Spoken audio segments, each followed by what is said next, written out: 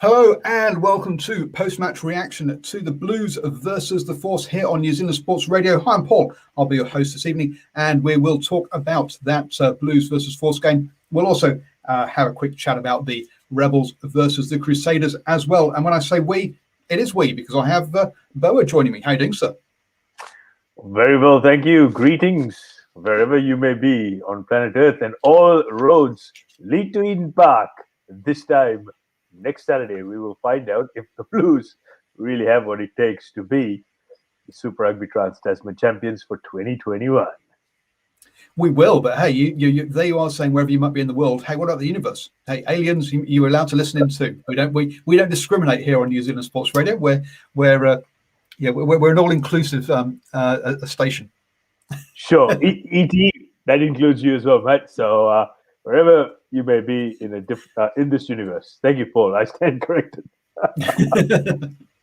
So Tool Right says, yeah, Blues win, but woeful second half. But actually, before we get on to the Blues, let's have a quick chat about the Crusaders, or the Rebels versus the Crusaders. Now, I had some car troubles and had to get my car jump started. I went to the Rugby Club to collect the camera so I could upload the video footage from today.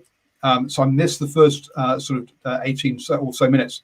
But looking at that, that's where the Crusaders basically won this game. Jumped out to an early lead and lost McLeod to injury, unfortunately. Yeah, look, it was vintage footy. It was like festival rugby. You know, they just played with a lot of expression, a lot of freedom. Vintage Crusaders rugby. And I mean, yeah, look, they've fallen short of the target, but I think lots of positives because, boy, the flow, the skill, the ability to release that ball side to side, that fast ruck recycle ball, it was blistering. And the Rebels, they just couldn't stay afloat. And mind you, most of the tries the Rebels scored were actually because Crusaders were really pushing the envelope out wide. They did make some of those errors, particularly trying to handle the ball at a blistering sort of pace. And in my view, that was eventually the undoing. But great game. Thoroughly enjoyed it, and commiserations if you're a Crusaders fan. What can I say? Great game of rugby. For me though, I think we had the Braden Ennell drop. We had Jordan tackled in the corner. We had one of the forwards ground the ball just in front of the line, and then it sort of bounced forward. And I know Mertz reckoned it was on the line. To me, it wasn't conclusive from the video footage, and therefore you had to go with what the ref said. You also had double movement from gone blank who it was now, but one of the players had double movement as well. Yeah, look, to me that was the moment of the match, the Leicester fine Gunuku, because all those errors, rightly so, but you know the Crusaders are really piling on the pressure. To me, there was no two movements. I thought that was fine, but obviously the referees and the TMOs thought otherwise. But again, had Leicester just been a little bit patient, backed the ruck recycle, would have been a very different story. And that's my point I was just going to try and make here, is that there are at least four I just reeled off there. There were other opportunities that weren't that close to actually scoring a try, that also where ball went to hand. And to me, it really looked like that the Crusaders were trying to push it too much and were not actually, and weren't willing to be patient, weren't willing to trust the structures, were trying to just force it too much, and that's why they ended up coming up short to me. I'm just going to bring in Stephen Harris as well. How you doing, sir? Yeah, sorry about that, guys. Hey, great to be part of the show. Bit of a bedridden day, I've got to say, today, boy. And hey, first of all, boy, I just got to say, really good effort from Manukau Rovers today against Waitemata out in West Auckland. Only keeping it to about 9 points or something like that at the end of the day. So congratulations to the Rovers on such a gutsy effort. But Paul, mate, good to be part of the show. Yeah, what an interesting few hours of rugby. The Crusaders not quite doing the job, but there are probably a lot of moments. Even that try when was it Braden Ennell just absolutely shelved it before halftime.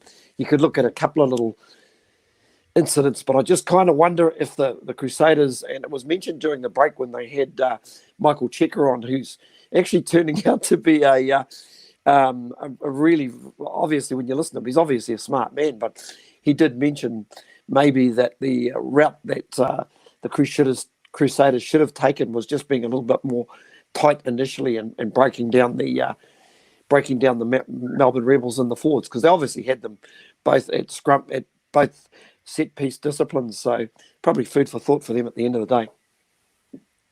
Yeah, to me, the Crusaders have got themselves to blame for not being in this final at the end of the day for that one. Look, you've got to take your hat tip to the Rebels here. Look, they didn't give in. Clearly, they were outclassed, outgunned, but they kept at it all the way through. Got themselves 26 points, which isn't a disgrace. And yeah, were trying the whole time. As you say, those points might have been from Crusaders' errors, but you're still going to take the points when they come to you. So we knew coming into this one that the Crusaders had got the try bonus points, but didn't have the points coming into it. Which meant, and I think what we saw here was perhaps the difference in the composure of the sides. The Crusaders, knowing they had to win by 33 points.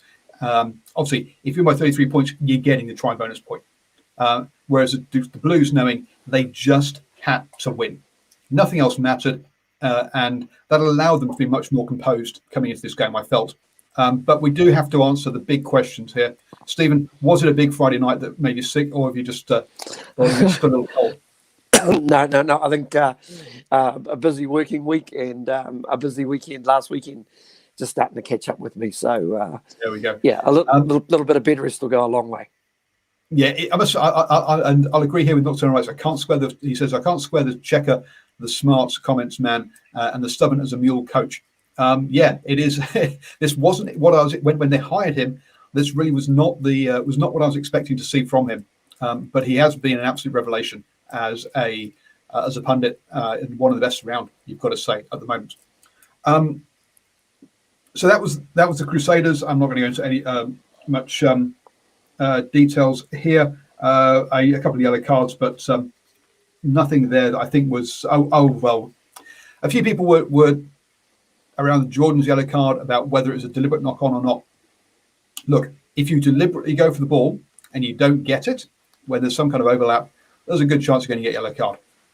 The referee's been told to referee that way. Now, whether or not you agree with how with what the referees are told is fine, but the referee has done what he's been told to do, and therefore I've got no problems with the ref in that situation. If you don't agree with the law, you can disagree with the law, but the referee, for my mind, did his job there. I see a bit of. Do you agree with that one, Boa, or you're not happy with that call? Extremely unhappy. I think this is one area of game development the law needs to change. I think if you're going to go for the ball with an open palm with an attempt to catch, then I think it should be play on, not just a knock on. But if you're deliberately trying to slap it down, there's a very clear distinction between that. But now what happens is if you go for the ball, if you knock it on, there's every chance it's a yellow card. To me, that's just ridiculous, because if we look at some of the yellow cards, for example, the Lomax yellow card yesterday, it should have been a red card. So how do you compare that yellow with a stupid, cynical, to me, it makes no sense. So this is one area. Hopefully the game will change. But I strongly disagree with that ruling. Yeah, but you do agree that it's a place that the game should change, not that the referee was the referee was doing what he was being told to do, what he's paid to do. Absolutely. Look, 99% of the time, all the referees are doing is policing the game and upholding the law. So you can't actually blame the referee. Yep. Yes, there is referee incompetence, but that's a different discussion altogether. So yeah, it's an area where I think World Rugby, the rules committee, really need to have a closer look at. I was about to say what I hate is the disparity or the inconsistency between 7s and 15s. In 7s, it's a yellow card. Players don't even wait for the referee to pull the card out. They're pretty much running off the field straight away. And you either have one rule and you stick with it regardless, or else, like Boa said, you do it away, or you think about it. What's the difference between a slap down and a hit down? I think that's what they've got to look at. We also saw the try. There was the yellow card for one of the tries scored as well, and I thought it was harsh because it looked like he was trying to knock it down or force it. He certainly wasn't doing what they do in rugby league, pushing it away. And once again, last night, that was look. Last night's rugby, last night's refereeing was incompetent refereeing, whereas tonight, as Bella said, yes, the glasses were taken off, they were gone, and good luck. Tonight's referee, whilst you can disagree with the law, that the law was actually enacted, which is a different thing entirely to last night, where it just wasn't enacted properly. So, as Stefansson says, Paul, I told you it's our year, and he's talking about the Blues here, because for the first time in 18 years, the Blues will be hosting a final at Eden Park.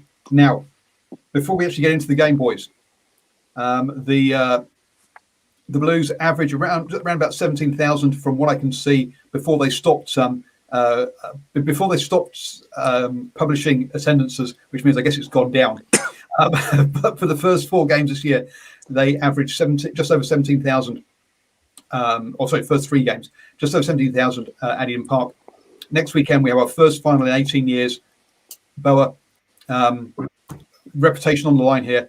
What do you think the crowd size will be next weekend? Not what you hope for. What do you think? Look, realistically, I think we'll get about 80 to 85% full. I really hope Auckland Rugby really, get into 5th gear and really, try and get it amongst their members and see if we can get some of those people who go watch the club footy to come and actually, support the Blues on. And also, look, once in 18, it's happened after 18 years, and it's a weird feeling, to be honest. It's a very, very weird feeling. You're sort of like in a twilight zone. So hopefully everyone snaps out of it and it sinks in. And I get proven wrong and it's an absolute sellout, but I doubt it because it's been a bit of a struggle right throughout over the last few years, getting Blues and Auckland games to actually sell out. Okay, so if we go, according to Wikipedia, 50,000 is the rugby capacity for the stadium. So you're talking high 30s towards about 40k. 36, 37,000 tops. Stephen, what's your number? Yeah, I was thinking probably over 30,000, but once again, I would have loved to have seen an afternoon, either a Sunday afternoon or a Saturday afternoon final. I don't know why we're basically playing at this time of the night. You could see even watching the games tonight. I think the guys needed 12-inch sprigs to stop slipping over during that game, let alone 3 or 4-inch sprigs. And it's dewy and it's awkward. It's not as if it's like the stadium down in Dunedin, if you know what I mean. So, yeah, let's hope they do get a good crowd. It's been a while since they've had one. I think the fact that they're playing another New Zealand side and a side that's playing, that's on top of their game after okay, I didn't stay up for all the games last night, but had to rely on the highlights and whatnot. But there's a side that's obviously motivated to win this final, especially if you listen to Aaron Smith anyway. Oh, he'd love it. He'd love another title. Absolutely. That's very true. Look, I having seen the response when Auckland had their final. Now, admittedly, Auckland made the Mitre 10 Cup final free of charge. I cannot see the Blues doing the same thing for this by any stretch of imagination. But still, I think we'll get a good turnout. But I don't think it'll be a sellout as well. Is my thing. Nocturnal Rights, you predict 20k for Eden Park. Ouch, sir. That is that is bad. Why can't they play in Whangarei? Well, yes, the Blues should be taking one game a year up to Whangarei. I totally agree with you on that one. To be honest. Now let's get into the game then. And the Blues. Look, I posted up during the first half about the Blues. entire campaign has been based on defence rather than attack. They are they've only allowed, coming into this game, 58 points. So that means 79 points, which means that the miserliest defence, if I can get that word out properly, with that 79 points, with 3 tries, that means that they've allowed 10 tries this year, compared to 13 from the Highlanders and the Hurricanes, 18 by the Crusaders. So yeah, this really has been a campaign. Boa, I mean, you're the stats man, but looking at the high level stats based on defence by the Blues, married with that powerful pack. Yeah, they do. And the key component there is with their defensive structure. They have about a 86 to 87% success rate making that first up tackle. As soon as they make that, they stop front football. They don't let the opponents break the gain line. And it just means that they put more pressure. And that's, I think, where they've been very successful. And also it comes back to most of the Australian sides. They tend to cart it up dead straight as opposed to running a clever angle like most of the Kiwi sides do. The Blues also, from time to time, they utilize the 2-man or double tackle. In rugby league, you call it a gang tackle. They do that very, very well. It's something they've really rehearsed. And over the last 3 games, the last 3 weeks, I've seen a lot of tackles where it's actually they're getting nice and low. They're bending at the knees. They're looking nice and square, and they're actually targeting that breadbasket area, and they're actually forcing the turnover. So this is something they've been really working on. And as someone who promotes safe tackle framework, it is beautiful to see. Particularly Sotutu Hoskins and Mark Talea. They've been really leading this sort of change of tackle technique. So hopefully they can repeat the same dose. If they do, and if they play like they did today in that last 20 minutes or the second quarter, just prior to halftime, I think they're going to be very, very hard to beat. Now, Stephen, being one of our handsome men on the channel, what do you think about Nocturnal Right's comment here? Also, I think Marcel Retina is far too handsome to be a prop. I'm suspicious he goes into the dark places. Nocturnal asked what I was doing last night. I want to know what you're doing tonight. Nocturnal Right Stupid. Yeah, very handsome man. I've got to say, but I completely lost my train of thought because what I was going to just mention or add to what Boa had said. The other real key success, not only in that, basically their tackle stat, but I think the fact is they actually slow a lot of the opposition ball down as well, because there are certain times they will target that little bit higher just to hold up, and I think they did that quite well tonight. Probably got about 2 or 3 turnovers with players who went in a little bit too high, but I just think a team like the Highlanders will ask a few more questions. They'll go that little bit wider, and the likes of an Aaron Smith boy, he can thread some good passes. He will find runners that are probably in more space than what other teams will be doing. Australia, especially. One of the things we have been critical of this Blues side is that how they use their backs. Now, tonight, particularly that first half, you're talking about. Look, it was the forwards we were tying in players. Once they'd earned the right to get wide, the message came in that there's space, and the ball quickly got out there. I mean, Talia with that try in the corner is an example of that, which shows that the communication, at least amongst those backs to the forwards or to the decision maker in Christie, is there, which is good to see. That they aren't. So many times you'll see an overlap, and you'll see a team go through 3 phases, and the overlap disappears. Tonight that wasn't happening for the Blues, and that's definitely a step forward for this side.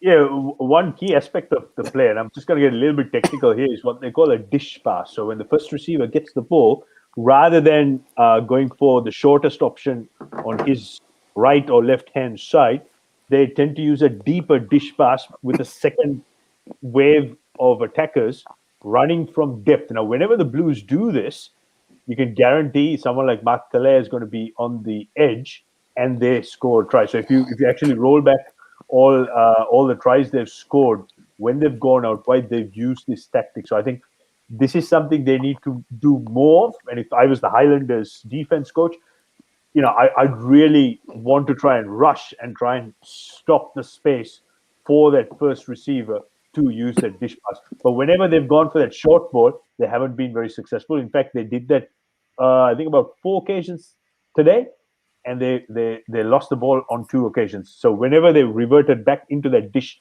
deep pass of that first receiver, TRY in the corner. And look, 28-0 by half time, this game was effectively over, or it felt that way. Now, as Arshavin, obviously a regular on the channel, would have been sat in the West Stand, very happy by that, but he will not have seen much of the play because it was all down by the East Stand. Come the second half, and we find that actually Eden Park has been built on a hill, and Arshavin was sitting at the top of the hill because we saw the Force go down and score 2 tries back to back. Towards the East Stand again, meaning that the West Stand Massive, which I used to be a part of, just wasn't getting much play. Now, one of the things we've talked about, and especially you've mentioned, Boa, is these running lines by the Australian sides. But Kieran Drani, you must have enjoyed his running line for his try, because he cut through very nicely. He certainly did, and the one time he actually cut through, he did use that angle, and every single other time, particularly as Stephen was alerting to the turnover, but I think it was Zan Sullivan held him up. It just running upright like a stick man into a maul, and I was very surprised that the referee didn't actually blow the maul a lot earlier. But anyway, that's a different story. It seems to happen every week. Look, more of it. But what is it now? 24-2. It should have been 26-0, really, had it not been for those 2 gifts, the Kiwi sides, or the opportunities they gave the Brumbies, and, of course, that red card from Damien McKenzie. But, yeah, thoroughly dominant. Bit of work for these Australian sides to do, but Kurandrani, a bit of promise there with his running angles. And, Stephen, is Hoskins Tutu the only forward in the world who doesn't get told off during Monday review meetings about his kicking game? No, and why wouldn't you? That the great thing about it, it's a sort of movement that you could flick to a halfback, but it just basically by him being a running number 8, it just confuses the defence a little bit. Probably brings him closer to defensive players closest to him, and then he's able to basically see the space. But boy, just it's one thing putting those kicks ahead, but to weight the kick really nicely as well. Gee, that's a skill that some backs have struggled to got. Just on the Western Force, listen, the only game they really got thumped in throughout the whole season. It's arguable they were a little bit unlucky against the Chiefs in the very first game, but the only game that they got well beaten was the game against, I think it was the Hurricanes. They got beaten 43-6, but every game that they've played, they've actually been in the hunt. And I think just with the angled running, I've noticed some little developments or little changes in their backline play, and that running, those angle running was a big part of it. But I've just got to say, somebody, and I'll get to Jeremy Thrush shortly, but boy, Richard Kahui, he's ageless. He really is. He's 36 years old. He still does most things right, makes very few mistakes. Took a good hit tonight from Talia, but still got up. But I just enjoy his game sense. He's got a really good head for the game, and he just adds a nice bit of some nice touches to that Western Force backline.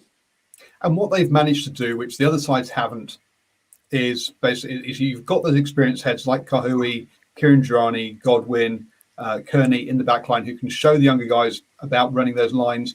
They've got young guys like Oliver Fellow who are willing to give things a go. They've got a couple of guys in sort of players like Miotti and Cabelli who have got some experience there to run things, and also the old wisdom head, as you say, of I've gone Thrush in the pack there. Whereas you look at the Waratahs, I mean, any player who's played more than 2 seasons leaves. So they've got a very inexperienced side. The Reds, again, they're all very young. There's no James O'Connor's the only guy who's anywhere near 30 or over 30, I think, in that side. I think that's probably why we're seeing, as you say, those better lines and a developing game there that we're not seeing from the other teams because they just don't have the experience.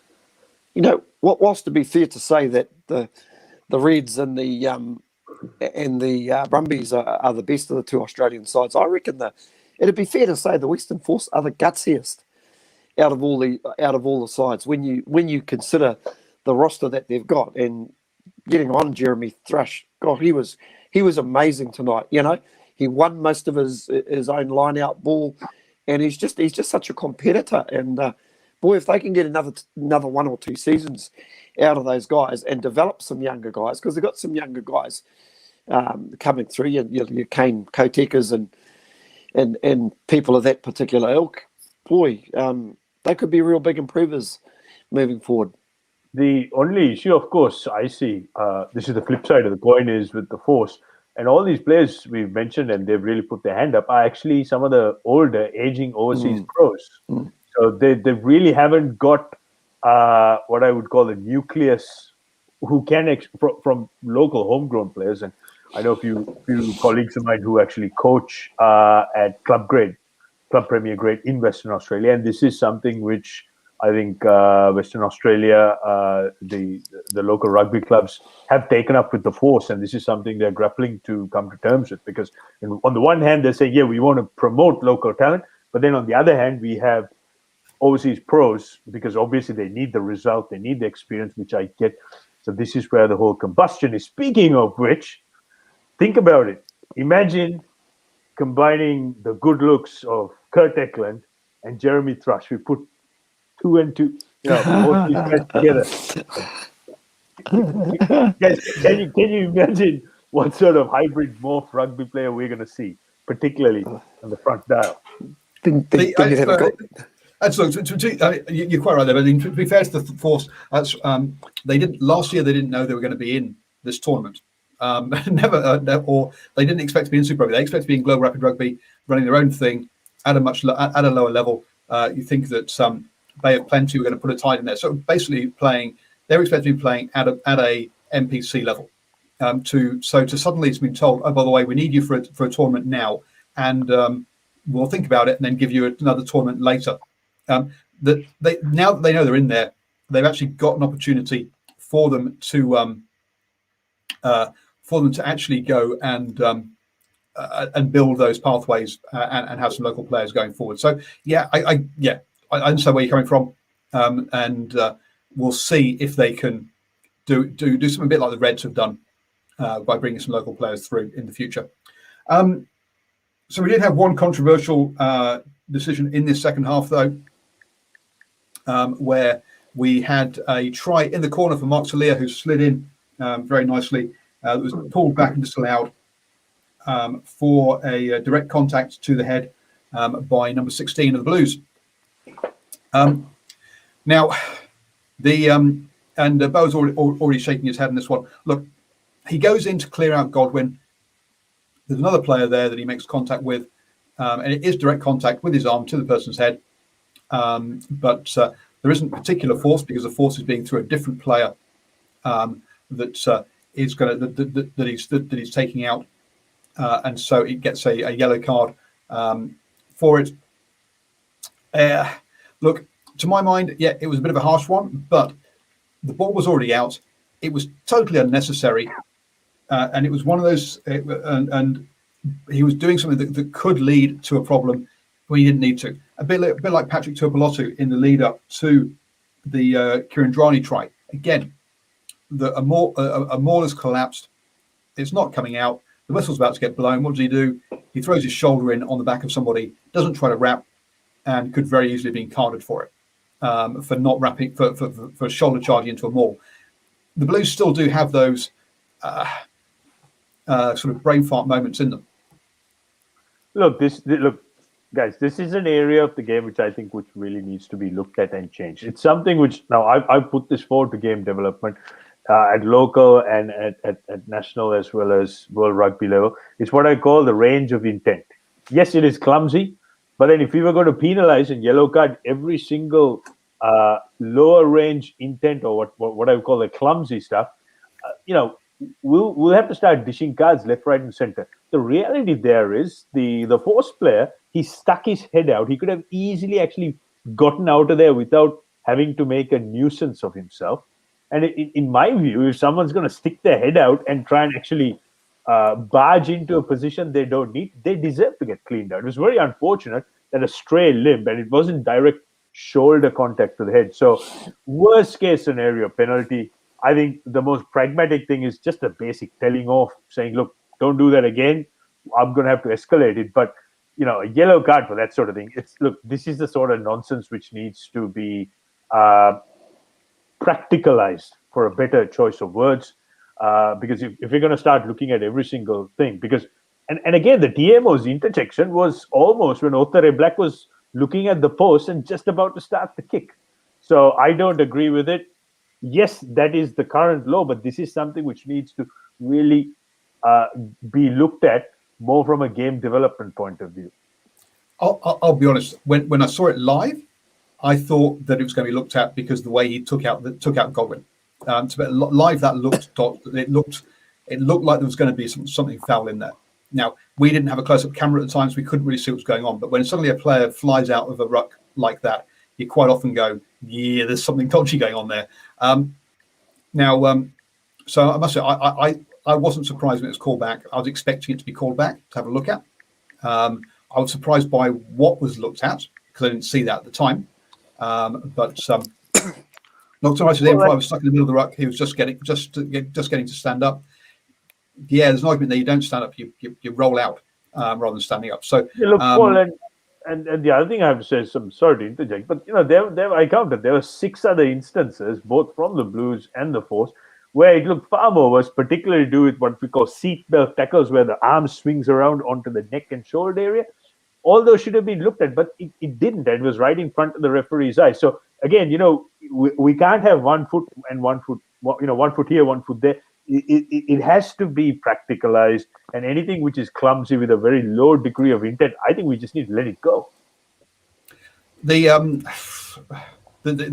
dangerous there is then you again a bit like we've seen with the dead arm thing, is that we then start coaching players to do those sort of things to hurt players. But anyway, so I'm not sure about letting things go. I do think there is an element here of that was in the lead up to a try, therefore it gets looked at, whereas in the other rest of the game it doesn't get looked at.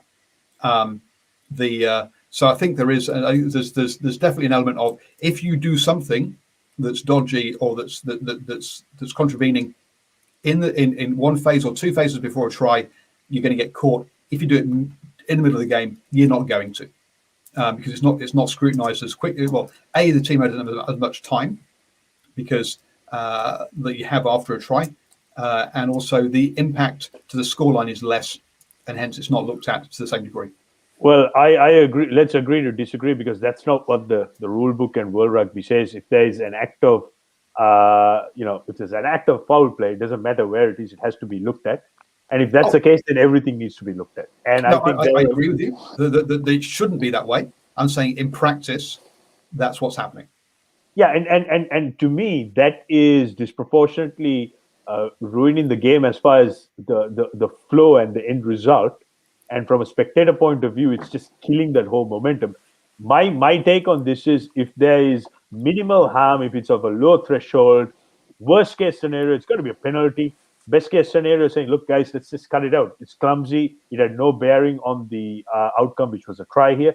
However, if it did have a bearing on the outcome, then that changes. So that's where that whole threshold of intent, I think, which needs to be practicalized. As you said, though, it is the referee again called the law as he was asked to do, and if you've got any complaints with it, don't complain with the referee, complain with the lawmakers, because the referee did his job on the evening for that one.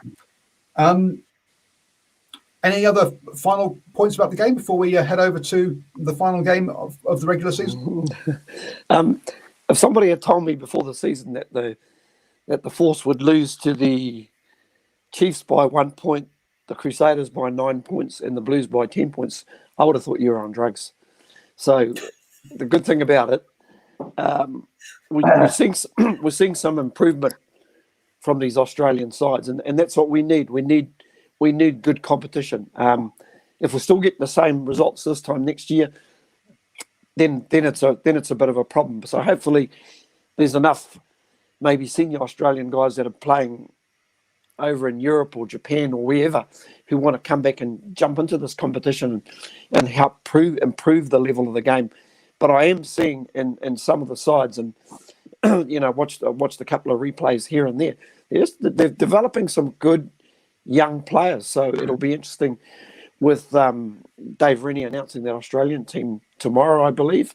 Yeah, it'll be interesting to see how many of these young guys are slotted, not just from the Brumbies and the Reds, but also from teams like the Force. There's the odd player running around in the Rebels, and also the other team that's there as well. Waratahs. Waratahs. Those, well, maybe not so much the Waratahs. Although they have got a very good midfielder who just escapes me at the minute. So listen, I think they're trending in the right direction. Let's say. Yeah, and tomorrow, no doubt, there will be a good representation for St. Kitts as well. So, yeah, don't forget that, guys. So, last game of the regular season is Waratahs versus Chiefs, kicking off in about 7 minutes, which gives me enough time to refill this, which is important. Thank you, boys, for joining me. Don't forget to join us at 8 p.m. tomorrow evening, where we'll give you a review of the whole round. We'll be talking about jersey clashes, refereeing incidents, and we might even talk about some rugby as well.